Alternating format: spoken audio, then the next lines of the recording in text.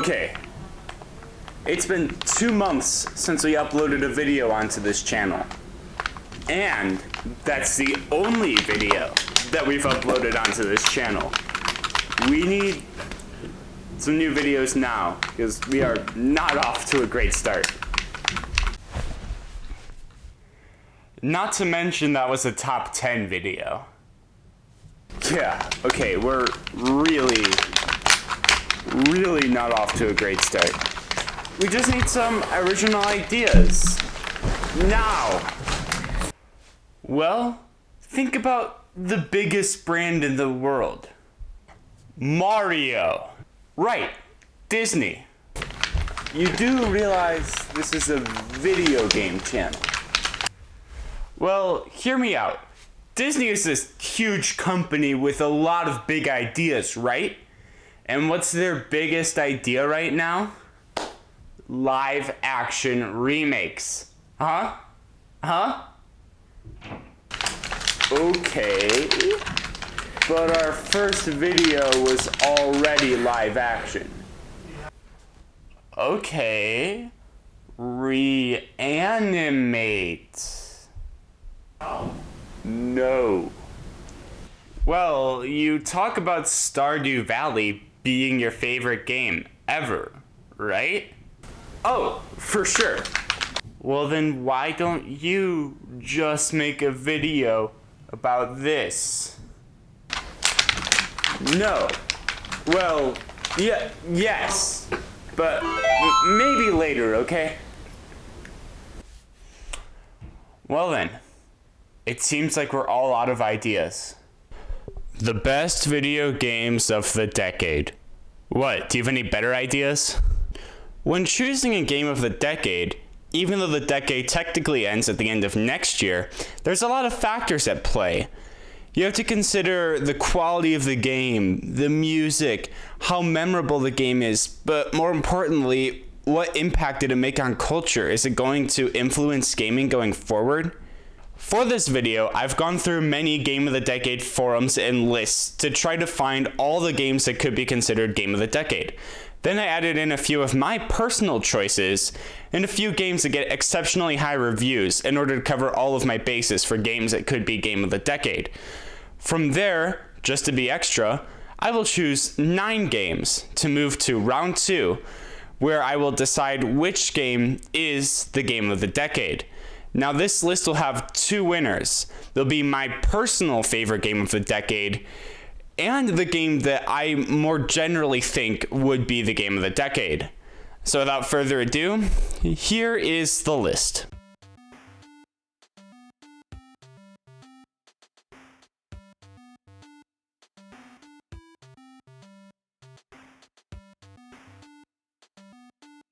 Stardew Valley. I'm sorry, I have to talk about this game. It's fantastic, and it's my favorite game of all time, as I'm sure I've mentioned before. This game is special, and it's an important part of my life. However, I don't think it's one of those heavy hitter games that's going to make a big enough impact on the rest of culture to be considered a game of the decade. So sadly, even though I love this game so much, I have to eliminate it from my list. Let's keep the topic on indie games. Undertale. This game has undeniably made a huge impact in the gaming landscape, and everyone who's played the game will tell you how fantastic it is. This game is a masterpiece. However, I think its impact on the rest of culture has mostly been through its meme status, which isn't a bad thing, but it makes me feel insincere considering this a game of the decade. Moving on, we have Shovel Knight. This game is the reason that indie games have become so relevant. Its nearly impeccable quality and boatloads of DLC that is also of impeccable quality showed that smaller developers could really become something special. This game started a movement.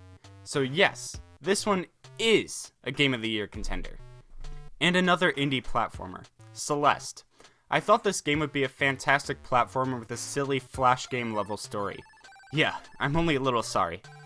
This game's story might be its most impactful element, and it's a story that could only be told properly through a video game.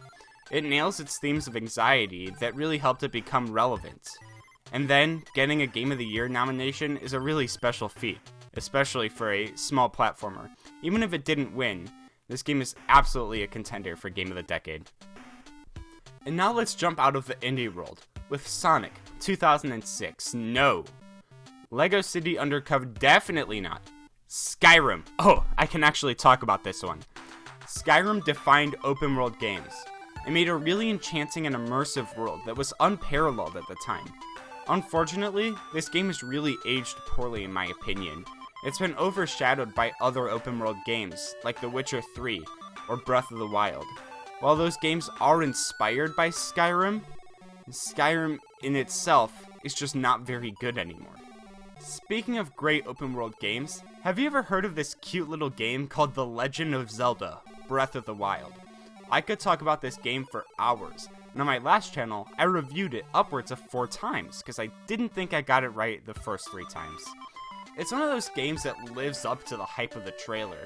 The themes of loneliness are clever and subtle, and the storytelling really spoke to me personally. It's so detailed and beautiful that its impact is still obvious nearly 3 years later. This game is single-handedly defining what open world games should be. Again, this game is a revolution in a box and should be recognized as something unusually special. Yeah, this goes to the next round. It's always hard to make one of these videos because a lot of times there are great games that I just haven't gotten around to playing, and then I'm supposed to give my own opinion on it. So sometimes I can be wrong. And this next segment is where I think I might be wrong. I'm going to be talking about God of War, the Game of the Year winner after Breath of the Wild. Yes, this game is great, and I can't speak much on it since I haven't played it, but from seeing the reaction online, the quality is undeniable. However, I don't feel like this game is going to make a lasting impact going forward. Rather, it will just be remembered as a fantastic game. So with great regret, I have to cut God of War from the running. I'm sorry, I can't play every game. Now, another huge game is GTA 5. This game is fascinating and fun, and somehow manages to keep selling to this day. There's a lot to do, and the world is well designed and detailed. While it's a phenomenal game in itself, and has had a big impact on the video game world, it just hasn't had a huge impact. Not as big as the other games on this list. There's a lot of great games that came out this decade that I just don't think deserve the title of Game of the Decade, which is the beautiful thing about opinions. I know that a lot of people would say GTA 5 or God of War are the best game of the decade, but I just eliminated them in the first round, which almost seems unfair to those people. And maybe I'll reflect and think differently in a few years, but as of right now, this is what I believe, and I want to try to explain my own opinions clearly. If you want to ask me about that in the comments, I'm willing to talk. I would love to talk, in fact. And I'd love to hear your own opinions too. I just want to get that out of the way before I continue, because I feel like I am eliminating a lot of good games. With that out of the way, I'd like a few contestants to step forward. The Last of Us, Red Dead Redemption, Red Dead Redemption 2, and for those of you calling me a Nintendo fanboy, Super Mario Odyssey, and Xenoblade 2. All of y'all are out of the competition. All of these games are historic and fantastic, but I believe there are better games that have had a bigger impact than these ones. I'd love to talk about all of these games in the future, but this video is getting really long. Now, to step aside from that negativity, Super Mario Galaxy. This is one of the best games ever made. It has an unusually huge scope, and the size of the galaxy is overwhelming. The gentle music is atmospheric, and every level is carefully crafted. This game, once again, redefined the 3D platforming genre, and absolutely goes to the next round. And on that note, Super Mario Galaxy 2 exists, which was the first game, but again. And while it wasn't as atmospheric in my opinion, the gameplay was so much better than that of Super Mario Galaxy 1 that it has to go to the next round as well. Now, let's have a history lesson. Valve used to be one of the biggest game developers out there. They made some fantastic games in their days, but kinda slowed down this decade. With that being said, Portal 2 just barely came out this decade, thank God. This game is some of Valve's best stuff. I love how these games set up a formula with the test chambers, so that when you break out of that loop, it feels uniquely exciting and deep. The lore in these games is just so dang cool. I'm honored to let Portal 2 into the next round. I just recently started getting into JRPGs, and it's been like this aha moment in my life. Like, this game genre is so interesting and exciting that I just want to play JRPGs all the time now. And Dragon Quest XI has to be the most incredible gaming experience I've ever had. It's a newer game, so it hasn't had as much of an impact yet, but this game is going to have a huge impact on JRPGs going forward. This game is nearly impeccable, and I'm going to say this. This is one of the best games ever made.